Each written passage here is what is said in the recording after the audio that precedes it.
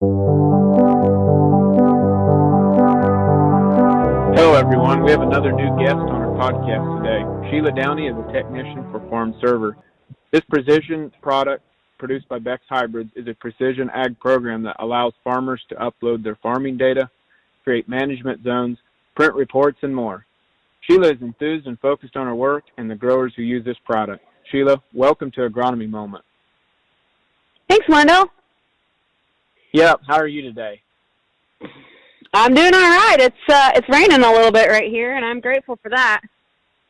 That's good. We finally got some showers, and it was raining here just a little bit ago again, and we're going to take everything we can get right now. That's exactly right. It's been pretty warm here, so this shower that we're getting is definitely going to be helpful. For sure. Tell us a little bit about yourself here at, as far as your work at FARMserver, your background and your family, and how did this all come to happen like this? Sure. Well, I grew up 10 minutes down the road from the Atlanta facility, which is the headquarters for Beck's Hybrids. And so Beck's has been a household name for me from the beginning. I went to Purdue and graduated with a farm management major. I was planning to come back home and take over the family hog farm, but got married instead, and I joked that my husband's cows didn't want to move north, so I moved south. I got you. I worked for a company out of college called Precision Partners and pulled soil samples, wrote nutrient management plans, and sold and serviced, and worked with ag leader equipment. Was my first job. You bet. And after that, I went to a company called Flat Rock Ag Supply. It was a independent fertilizer company and was the head of the soil sampling division there. So pulled soil samples, wrote fertilizer recs, helped with billing in the off season from soil sampling. And then 6 years ago, I joined the Beck's team. Okay, very good. And I can say that in our different conversations we've had, your experience with Ag Leader and precision technology has showed because you've been very helpful. So let's dive right in here with our interview. When did Beck's first launch FARMserver? Was that 6 years ago as well when you came on board, or how long has that been going? So FARMserver was first launched, I guess, to the farmers, to the public, in January of 2013 during our winter meetings, which now they're called PFR Insight meetings. But at the time, they were called winter meetings. Sure. They were held in January, and it was a kind of a recap of what we learned from PFR. And that's when they first introduced FARMserver, the idea, to the farmers and customers at those meetings. So that was the very first part of it. And then we made our first big splash August of 2014. So I was hired in March of 2014. The big splash, the big rollout was August of 2014. We had a big booth at all the field shows, and that's when we really started educating people on the tool, where it was at the time, and what our plans were at that time. Sure. And so what did, how would you contrast FARMserver of then and the first big splash till now? Like, what did it look like then as far as what you were able to do? And did it start out as just a data tool, or?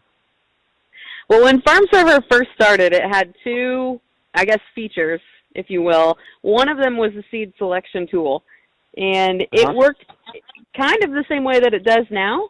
It was a little bit different, but it was to help dealers and to help customers narrow down our big book of products to what best matches their fields. Sure. It used soil types and the NCCPI of the soil types to help them make the best product decisions for their fields. So that was the first feature in there, along with crop health imagery. And at the time, back in 2014, we were working with a company called GeoVantage, and so we were able to offer crop health imagery through FARMserver, through airplane flights. They would fly an airplane over the field and send in those images. It would automatically sync to customer's FARMserver account. So those were the first 2 features that we launched. Today, there are several more features from that. Since then, we added yield data uploading, which you're pretty familiar with that. And when you've got yield data uploaded, then naturally you want to start printing reports and doing some analysis tools. So everything just kept going from there. Yield data, print reports, being able to upload planting data. Yep, and accepting all the different file types out there. Yes. And then once you've got all that data in there, then you want to build management zones. Yes. So management zones. I really like that feature, the management zones. Very simplified tool, very simple tool to use. I feel like it's very farmer focused because it's easy for me to learn, whereas there was a real learning curve with like SMS, for example. Yeah, it's also very, I would say it's customizable. You can use soil types, you can use yield data, you can use elevation from your yield data, you can use soil test data, or you can combine as any one of those layers together to build zones. So it's very customizable. I was wondering where you've been working with some water. Your talk about elevation kind of just tags in here, kind of a one-off question here, but we've been working with some water management or trying to figure out how to do some drainage and stuff, and sometimes we just pull up like an elevation map from the combine, right? That's a really high-definition path. Is there ever a way to print a report on that, or I guess you could just do a screenshot, couldn't you? The screenshot today is the best way to go with that. We are working on building reports for any attribute, but as of right now, today, your screenshot's your best idea. Or, Wendell, you can pull it up in the FARMserver app as a background image. So there you could use it, walking through the field as a reference layer. Very good. And like you say, your FARMserver includes all the manufacturers pretty much. I mean, like your John Deere, Trimble, Ag Leader, Case IH, New Holland, Precision Plant. I like to say we're colorblind. Red, blue, green, Precision Plant, Ag Leader, Raven, Agco. You got it. Very good. Would you give us a peek? And I hear there's a rollout coming of some more features that are probably going to be pretty splash-worthy. So would you give us any peek into what we can see or what to expect or what's ahead? Sure thing. So when FARMserver first started, we actually hired an outside company to build a lot of the features. And in 2016, we hired some developers to be employees of BEX and work just on FARMserver. So today we've got 10 full-time developers working just on FARMserver, employees of BEX. So those guys are working hard. Designers, some GIS guys, and these guys are working hard to get these new changes, these new rollouts, the new enhancements out sooner rather than later. I've got a couple of them I want to highlight. The first one, when you first log into FARMserver on the dashboard, there will now be a yield trend chart where it will show your historic yield averages against your county averages. Okay, corn, sure. Soybeans, wheat.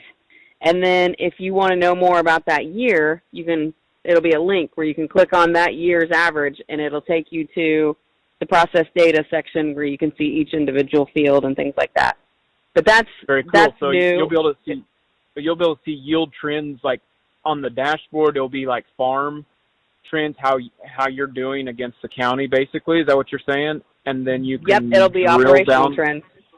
And then you can drill down into the field and say, well, how does this field trend with other fields or against my farm average? Or not initially. The side-by-sides and the comparisons on the field level will be coming hopefully this spring. I got you. The yield trend chart is our first step, and we're hoping to have it out this fall. Hopefully August. But that's the one where it'll show our operational averages for corn, for soybeans, for each year, and compare those to the county averages. Very good. So that's, yep, that's the first big new one. Okay. Once we dive down into what we call the field focus level, or the field level with all the data and everything, inside that today there is what we call a query tool. And with that query tool, you can freehand an area of the field. And if you've got your yield data in there, it will show you yield in that area, yield by soil type in that area, yield by hybrid in that area. Well, we are adding some extra drawing tools to that feature. So we're adding a circle. So if you've got a pivot, now you click in the middle where the pivot is, click to the outside of the pivot, and it will actually it'll draw that circle. You don't have to freehand it anymore. Oh, yeah. Very nice. So that'll be nice. And then we're also adding a rectangle feature, and then just a simple polygon where click, click, click, click around the area.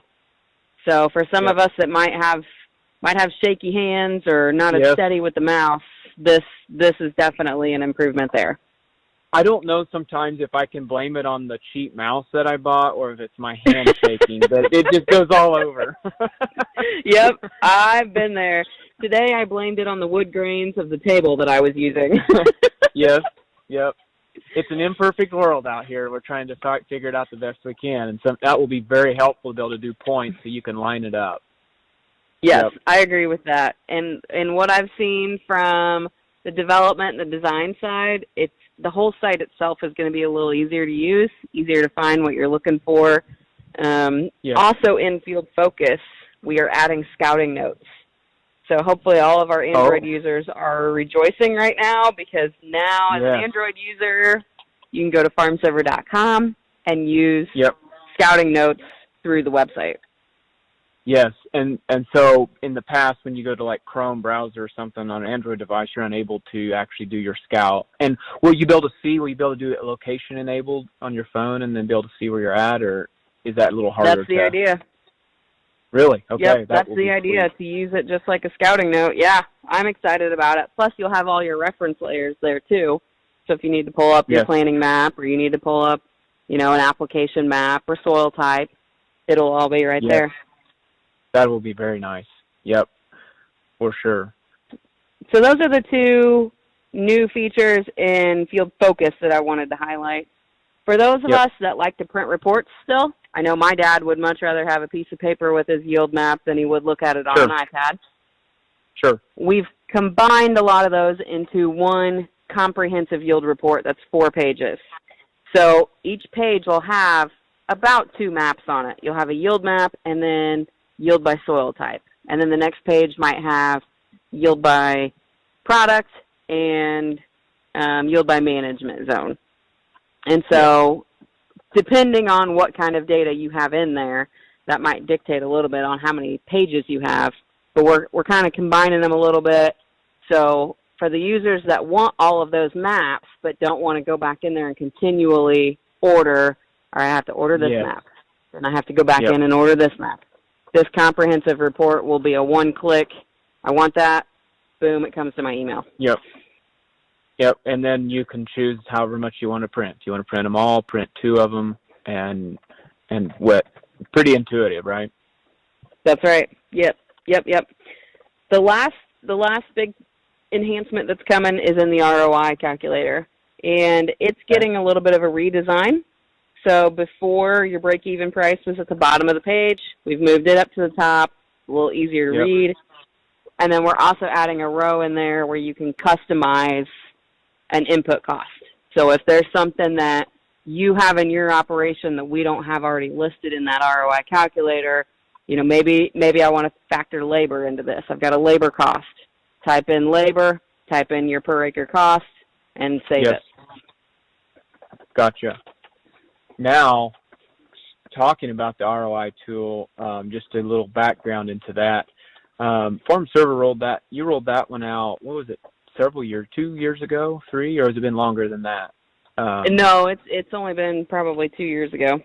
Yes, and I was thinking so. And when that was rolled out, from personal experience, and give a little background to my view on that, is the ROI tool is a feature in FARMserver where you truly can get your return on investment on that field, and not only that field, but that acre. And so you can see if there's a low area, like we have a field I'm thinking of in particular where it's a bottom field and it's had so wet years, it starts to make us question how profitable it is to keep that part. And we start thinking, well, maybe it'd be better, since we own that ground, to put it into a program, a conservation program, for example, because it's always negative. So it's very helpful, and just kind of give a background on the tool. And so what would you think, Sheila, would be some other features in that ROI tool that your QuickBooks or your accounting software, for example, aren't going to get? I mean, that's one, right? Sure. Well, the ROI calculator is a basic concept, but it's powerful in the information it can provide. So in FARMserver today, it's preloaded with university numbers. So if someone doesn't know what their per acre cost is for drying, or their per acre machinery cost, or something like that, those numbers from university research are preloaded in there. And if someone does not feel comfortable putting their own numbers in there, they can use the university numbers. So you're not starting with a blank slate. Everything is kind of filled in. Those are editable, though, Wendell. Like you found on your fields, you can go in there. You can change the land cost or the cash rent. You can change all those numbers. And then once you've got those in there the way you want them, you can view them a couple different ways. So my favorite is probably the percent of overall cost. So when you put your numbers in there, they're in there as a per acre cost. And let's say my cash rent is $200 an acre. Okay. If I switch to the percent of overall cost, it will tell me, using all the other numbers in my spreadsheet, that cash rent is actually 33% of the overall cost of my operation. Gotcha. Maybe seed is 18% of the overall cost of my operation. So that gives you a little different perspective on where your money's going. And so you're able to see, exactly drill into what is my biggest cost and why that is and which category it is, and work at it in that direction instead of just a dollar amount. That's right. You can also view it as a cost per break-even bushel. So maybe I'm trying to figure out what is my break-even. You know, you get it. When am I going to sell? Yeah, that's right. When am I going to sell? Put in some numbers, whether they're ones that are historical for you, whether they're what you're predicting, and then it'll break it out. You know, my cash rent, like I said, I was paying $200 an acre for cash rent. My cost per break-even bushel for cash rent is, $1.06. Okay? Yep. So now it's like, oh, shoot, I've got to have $1.06 just to pay cash rent, or I've got to have 63 cents just to pay seed cost. I got So it gives you a little different perspective there. And I've heard of some guys using this as post-harvest and also pre. I'm using this ahead of time to think, okay, where could I cut some costs? Where's my money going? Exactly. Yep. To understand, and that's what last week I had an interview with Clint Prang, the regional business manager at Bex, and we were talking about cost per unit produced, cost per bushel produced. And would this be a way to be able to get that? Well, all your numbers, you can see all your numbers for your input costs as a cost per break-even bushel. So you could look at what's it cost for me per bushel to, put on my nitrogen, put on my chemicals, dry it, haul it, all that kind of stuff. That's right. You can drill down and figure that out, so you know exactly which, component. Maybe my machinery costs, you can look at that and say, well, maybe I'm figuring too much, Yep. And you mentioned drilling down. At first glance, all the numbers that you see are at the organizational level. But you can look at all of these numbers both at the farm level and at the field level. So if I'm looking at the home farm and I've got the back field and the front field, I can see how that home farm has made or lost money. Or I can look at it as, here's what the front field made, here's what the back field made. So you can break it down to the individual fields. Very good. Very interesting. Yeah, I think that's really a cool tool, and I've always really like looking at it because I feel like it gives you more of a granular approach to your fields, whereas sometimes you tend to back off and not really know where the hidden costs are and where those acres are that are not producing what you really thought you were, and identifying those acres. Yeah. I've been impressed with how creative some of us have gotten, or some of the customers have gotten using this. I had a customer who was looking at renting some property. So he added that field in his FARMserver account and, used some similar numbers that he thinks, the numbers he thought he would spend for all of his input costs on there. And then that farm was not close to his home base. So together we calculated a cost of farming that. What is my time worth to drive there to farm it, drive back? And we came up with a per acre number for that. For the labor, is that what you put under labor? Yeah, well, today there's a column at the bottom that says other. After a couple weeks from now, you'll be able to actually label that as to whatever, or row, sorry, you'll be able to label that what you want. Sure. At the field level in the ROI calculator, you have the option of turning the field on or off.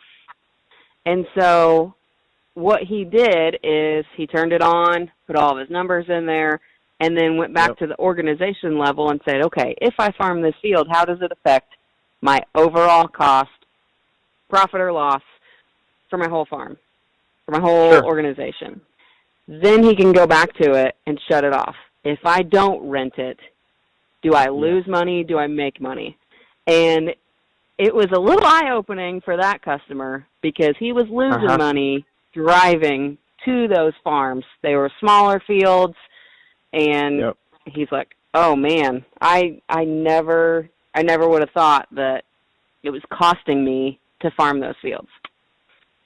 I really like that. That's really awesome. Making a farm, that's the business side of farming, and that's the part that's so important, but it's the one that's easy to overlook. Yeah. Sometimes we get to farm in a field like that, and we've been doing it for years and years and years. Those are the fields that help us start as farmers, but as we acquire more acres, we get more efficient in what we're doing. Sometimes those are the fields that it's like, all right, it's time to pass this down to another farmer who's a young farmer, somebody just starting. So. Yep. It's really awesome. Sheila, I had in final, as a question, in the talk of, in this world we live in today with data being transferred and privacy concerns, how does FARMserver and Bex feel about that, and how do they handle the data that's being uploaded? Well, the motivation behind building FARMserver in general stems from a phrase that Francis Beck used a lot. And he's been quoted several times as saying, what you measure tends to improve. And he felt very strongly about keeping good records so that he could analyze them at the end of the year, kind of get an idea of what he did and what he did, how it affected his outcome, and then learn from it, make decisions from it, and grow. With the technology we have today, there's lots of different ways to record that data. So if FARMserver is a tool that Bex can provide to our customers to help them organize, record the data that they've got, analyze it, make some decisions off of it, and improve their operation, that's a good day for us. That's the motivation behind it. We're not doing any kind of data mining. We're not using any of the customer data that's been uploaded for anything other than we're just storing it for customers. So I do have a couple of customers that are using FARMserver just as an online storage for their data. Yes. Bex isn't using it. You don't have to use the FARMserver tool, but it is available for all of our customers to use if they want to take their data, do something with it, learn from it, and hopefully help make some good decisions that'll help their farm. Yep. That's great. Sheila, do you have any comments or thoughts that you have in closing on this interview today? I see our time is being well spent. You have any thoughts in closing? I just appreciate, Wendell, all your help out in the field. As I'm based here in southeastern Indiana, I wish I could, but I can't get to everybody and sit across the table from them. So I do appreciate the time that you take and spend with your customers, helping them, educate them about FARMserver and helping teach them about what it can do. A good day for me is when a customer can utilize the data that they're collecting and learn something from it. For sure, and I appreciate all the help you've been doing, and you've helped out a lot. Very appreciate that. I guess we'll roll on into closing. This has been episode 12. This concludes our podcast today. We want to give a special thanks to our guest, Sheila Downey, for her appearance on the show and contributing to this broadcast. I can personally say after working with Sheila on FARMserver projects over the last few years, she has made my job much easier by her expertise and energy towards optimizing ag technology. FARMserver is included to all Beck's customers for the premium features and is free for anybody on the basic features. You can find additional information of what we talked about in the show notes on my website, topagservices.com, or by reaching out to me, your humble host, Wendell Cohen. We hope you enjoyed it. Please subscribe and give us a 5-star review. It really does help us. It should be noted that all copyright content in this podcast has been acquired through special permissions and licensing from the proper artists. We just ask that you share the links to this podcast on all the broadcasting platforms that we are found. Feel free to reach out anytime with questions, feedback, or concerns you might have. This is a production of Top Ag Media. Wendell Cohen is a producer. I'm your show host. Cheers to all of you. We'll see you soon.